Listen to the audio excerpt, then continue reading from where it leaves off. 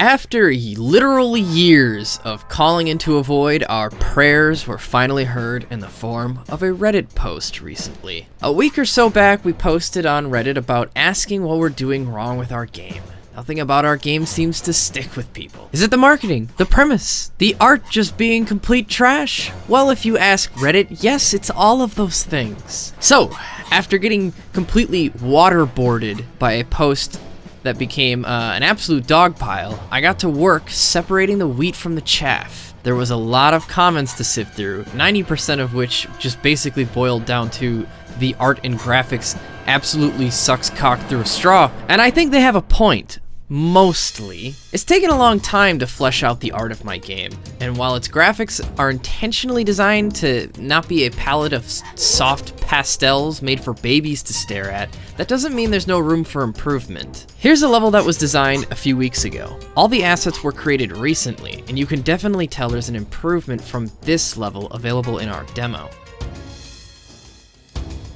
The line work is thicker, more solid, more detailed, and it allows the colors to breathe a lot better. Meanwhile, this old level is full of muddy colors that are full of clumsy lines and weak details. The level layout leaves a lot to be desired as well. When I first started working on Odyssey, I had very little experience in designing levels in 2D. All of my previous experience had been 3D, so it took a little bit to wrap my head around the differences. So what's happened here? Quite plainly, I improved my art, as these two levels were designed nearly 2 years apart from each other. There really wasn't anything worth saving here, so I threw out the entire level and its assets, and I started from scratch. The result? See for yourself. In my humble opinion, there's no contest. The new stuff pops a lot more. Line work, colors, aesthetic, all far more masterful than before. The level layout has been improved on too. The level size has been cut down and the pathways are a lot more visible. One of the biggest complaints I got before were how players could get lost in the level. It still maintains its size and scope, however. This big river is more than a nice looking set. It's a clever way of implementing a beautiful decoration while using up a lot of space I don't want the player to traverse. Now I no longer need to make the player feel like they're inside a box, because this river acts as a complete and organic barrier to this entire side of the map.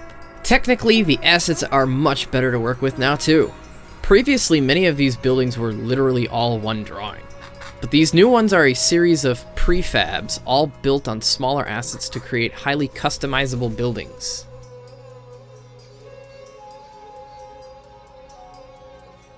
I also went back and added some more visual flares.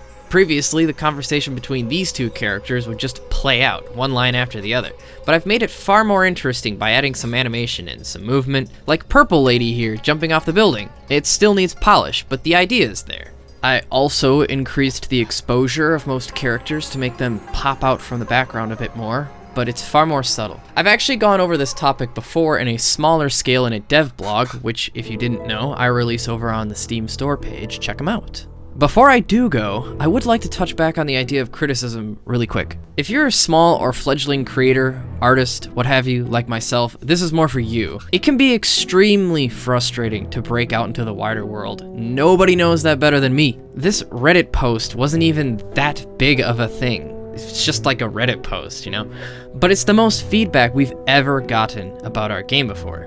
Everyone was completely ready to rip us to shreds. This will happen to you, no matter how good you are or think you are, and it can be very overwhelming to have some 50, 100 or more people absolutely tearing you apart. But you have to maintain your composure, and more importantly, you need to actually figure out what criticism is useful. Earlier I mentioned separating the wheat from the chaff, and this is an important skill to have. A lot of people were telling me that the game's aesthetic is completely rubbish, and that I might just be better off completely gutting the game's hand-drawn look. I simply refuse to do that. Any style can be a good style in the hands of a proper artist, so always remember to keep practicing, and learn to be able to let go of things that aren't working. In this case, it was some really old assets that I had put a lot of time into when I made them. Feedback is important, but definitely know the difference between criticism and disrespect, and above all else, stay humble. There's always something new to learn out there.